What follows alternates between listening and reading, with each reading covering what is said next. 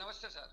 Sir ఇప్పుడు చెప్పండి sir, అంటే ఇవన్నీ కూడా మీడియాలో వస్తున్నటువంటి కథనాలేనా లేదా ఏమన్నా కాసిత వాస్తవికత ఏమన్నా ఉందా?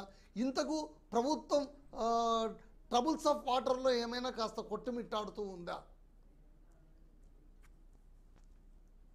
ప్రప్రథమంగా 24/7 వీక్షకులకు, ప్యానెల్లో మాతో పాటు పాల్గొంటున్నటువంటి సముద్రాల గారికి, గాంధీ గారికి, అనలిస్ట్ గారికి, అందరికి కూడా మీతో అందరికీ ఆ యొక్క నమస్కారాలు. కాంగ్రెస్ పార్టీ ప్రభుత్వం మనుగడ బాగాలేదు, కాంగ్రెస్ పార్టీ ప్రభుత్వం అస్థిరం అవుతోంది, కాంగ్రెస్ పార్టీ ప్రభుత్వం ఎక్కువ కాలం మనుగడ సాగించలేదని ప్రమాణ స్వీకారం చేసిన నాటి నుంచి ఇప్పుడు గత 17-18 నెలలుగా కొనసాగుతున్నటువంటి కొనసాగింపు ప్రచారం ఇది. ఒక 2-3 నెలల కాలం బాగుందంటున్నారు, మళ్ళీ తర్వాత ఏదో విధంగా ఒక అంశాన్ని తీసుకొచ్చి దీనివల్ల కాంగ్రెస్ ప్రభుత్వానికి ముప్పుంది, రేవంత్ రెడ్డి గారి ప్రభుత్వానికి ముప్పుంది అన్నటువంటి కథనాలు పనిగట్టుకొని ప్రసార మాధ్యమాల్లో ప్రతిపక్షాలు చేయిస్తున్నటువంటి కుట్ర ఇది. ఎందుకంటే కాంగ్రెస్ పార్టీ నిర్మాణాత్మకంగా నిన్నటి 11వ వార్షికోత్సవం తెలంగాణ ఆవిర్భావ దినోత్సవం సందర్భంగా రేవంత్ రెడ్డి గారు ఇచ్చినటువంటి ఉపన్యాసంలో సారాంశం తీసుకుంటే విధ్వంసమైనటువంటి తెలంగాణ ఆర్థిక స్థితిని పునర్నిర్మాణం చేసేటువంటి దిశగా కాంగ్రెస్ పార్టీ విస్తృతమైనటువంటి కృషి చేస్తుంది.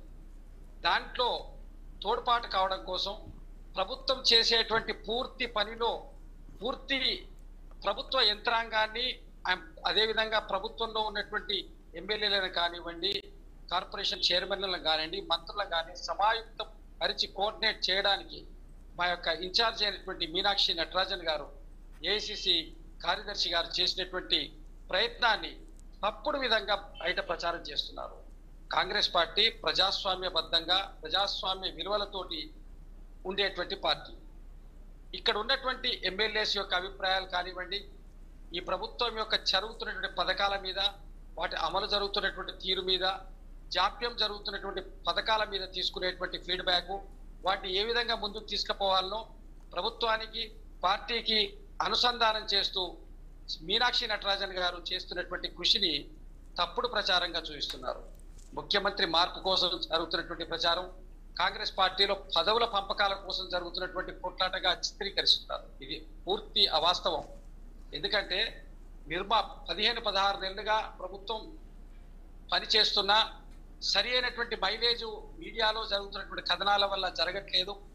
56,000 ఉద్యోగాల్ని భర్తీ చేసినా, మళ్ళీ జాబ్ క్యాలెండర్ ప్రిపేర్ చేసి ముందుకు పోయే దిశగా ఉన్న 21,000 కోట్ల రూపాయల రుణమాఫీ చేసినా, అదేవిధంగా అనేక పథకాలను అమలు పరుస్తూ ఉన్నా కూడా ఇంకా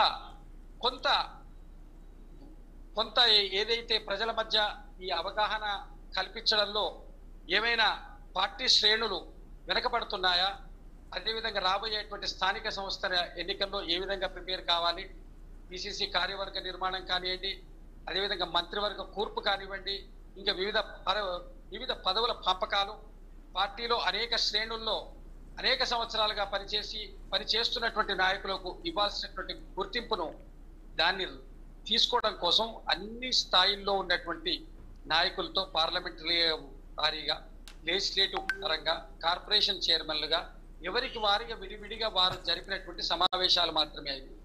దీనిని మీడియాలో జరుగుతున్నటువంటి చిత్రీకరణ ఇదేదో మార్పుకు సంకేతంగా, మార్పు కోసం జరుగుతున్నటువంటి వర్క్గా దీన్ని చిత్రీకరిస్తున్నారు. ఇది కాంగ్రెస్ పార్టీలో ఎప్పుడు జరుగుతూ ఉంటుంది, నిరంతరం జరుగుతూ ఉంటుంది. ఈ సమయంలో ఎందుకు అటెన్షన్ వచ్చిందంటే ఈ ప్రచారానికి బలం చేకూర్చడం కోసం ఈ సందర్భాన్ని వాడుకుంటున్నారు. ఇది మాత్రం 100% కరెక్ట్. అలాంటి సమస్య ఏం లేదు. రేవంత్ రెడ్డి గారు పూర్తి స్థాయిలో మా యొక్క అధిష్టానంతో చాలా చక్కటి సంబంధాలతోటి ఒక కుటుంబ సభ్యుల్లా కలిసిపోయినటువంటి పరిస్థితి. ఏవైనా చిన్నవి ఇప్పుడు కుటుంబంలో కూడా అభిప్రాయ భేదాలు, ఏమన్నా దాని పని చేసే విధానంలో ఒక్కొక్కళ్ళ వర్షన్ వేరుగా ఉంటే దాన్ని అనుసంధానం చేసుకునేటువంటి ప్రక్రియ మాత్రమే ఉంటది. కానీ ఇక్కడ తీవ్రమైన సమస్య లేదు, రాదు.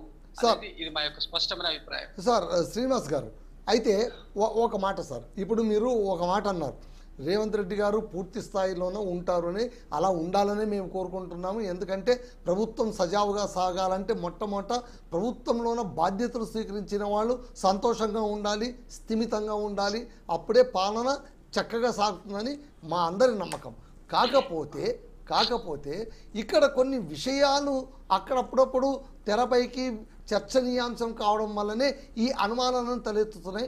అసలు ఈ అనుమానాలన్నిటికీ మూల కారణం, మూల సమస్య మీ పార్టీలో నుంచి వచ్చేటువంటి వదంతులేని కొంతమంది అభిప్రాయం. బయట వాళ్ళు ఎవరో చెప్పడం కాదు, మీ పార్టీ వాళ్ళే ఫీలర్స్ వదులుతున్నారు, మీ పార్టీ వాళ్ళే కొంచెం నిప్పంటించి పొగను కమ్మేలా చేస్తున్నారు అని. మా పార్టీ వాళ్ళు చేయడం అనేది అవాస్తవము. ప్రతిపక్ష పార్టీల వాళ్ళు సరే ఎవరితో స్నేహపూర్వకంగా మాట్లాడినప్పుడు కొన్ని వ్యక్తిగత అభిప్రాయాలు ఇలా ఉన్నాయి అలా ఉన్నాయని చెప్పినంత మాత్రాన దాన్ని చిలువలు పలువలు చేసి అనవసరమైనటువంటి ప్రచారానికి తావు చేయడం ప్రతిపక్షాలు పని కట్టుకొని అదే పనిగా చేస్తున్నటువంటి పరిస్థితి. ఎందుకంటే కాంగ్రెస్ పార్టీ ప్రతిపక్షంగా ఉన్నప్పుడు కాంగ్రెస్ పార్టీ ప్రతిపక్షంగా నిర్మాణాత్మక ప్రతిపక్షంగా కాంగ్రెస్ పార్టీ పనిచేసింది. జానారెడ్డి గారి నేతృత్వంలో ప్రతిపక్ష నాయకుడిగా ఉన్నప్పుడైనా, అదేవిధంగా బట్టి విక్రమార్క గారి నేతృత్వంలో ప్రతిపక్ష నాయకుడిగా ఉన్నప్పుడైనా నిర్మాణాత్మకంగా పనిచేసింది. ఇప్పుడు వీళ్ళ పని అది కాదు. కాంగ్రెస్ ప్రభుత్వాన్ని కూలదోయడానికి, కాంగ్రెస్ ప్రభుత్వాన్ని కేవలం అప్రతిష్ట పాలు చేయడానికి మాత్రమే మార్గాలు ఎన్నుకునేటువంటి ప్రతిపక్షాలుగా బీఆర్ఎస్ బీజేపీలు అక్కడ తయారై కూర్చున్నాయి. ఇక్కడ ప్రభుత్వం చేసేటువంటి ఏ కార్యక్రమానికి సహకారం అందించకపోను వారు ప్రతి అంశాన్ని వివాదాస్పదం చేసి, ప్రతి అనవసరమైన అంశాన్ని వివాదాస్పదం చేసి ప్రజా సమస్యల మీద కాక వాళ్ళ సొంత మైలేజ్ పెంచుకోవడం కోసం, వాళ్ళు ఎప్పుడు ప్రజల్లో వార్తల్లో ఉండడం కోసం చేసేటువంటి ప్రక్రియలో భాగంగానే బీఆర్ఎస్ బీజేపీలు 2-1 అన్నది మన కవిత గారి ఎపిసోడ్ ద్వారా తేలిపోయింది. కాబట్టి వాళ్ళిద్దరూ కలిసి ఆడుతున్నటువంటి ఇది ఒక డ్రామా. ఓకే సార్, కొంచెం లైన్లో ఉండండి, మళ్ళీ నేను మీతో మాట్లాడతాను. సార్ శ్రీనివాస్ గారు, శ్రీకాంత్ గారు, మీరు చెప్పండి.